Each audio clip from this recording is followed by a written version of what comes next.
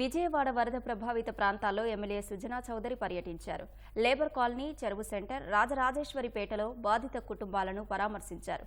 44వ division పరిధిలో గుండెపోటుతో మరణించిన తెలుగుదేశం కార్యకర్త కిలాని దుర్గారావు కుటుంబాన్ని పరామర్శించారు. బాధితులను అన్ని విధాలా ఆదుకుంటామని ఆయన భరోసా ఇచ్చారు.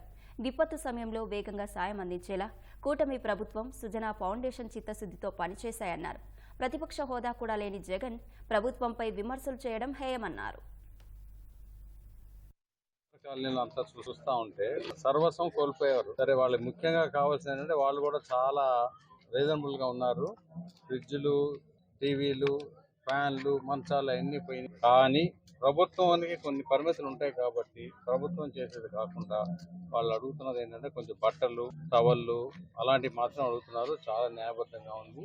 ప్రభుత్వం ఏం చేయగలతో చూసి అది కాకుండా, ఎందుకంటే మేము సుజనా ట్రస్ట్ తరఫున కూడా గత 10 రోజుల నుంచి అన్ని చేస్తూ వచ్చాం. ఇప్పుడు వాళ్ళకి బట్టల వ్యవహారం కూడా పర్సనల్గా అయినా నేను చేపిస్తానని చెప్తున్నాను. డెఫినెట్గా ఒకసారి ఎన్యూమరేషన్ చేసుకొని ప్రభుత్వం దగ్గర డీటెయిల్స్ తీసుకొని మళ్ళీ ఇవన్నీ కూడా ఏర్పాటు చేసే పని మీద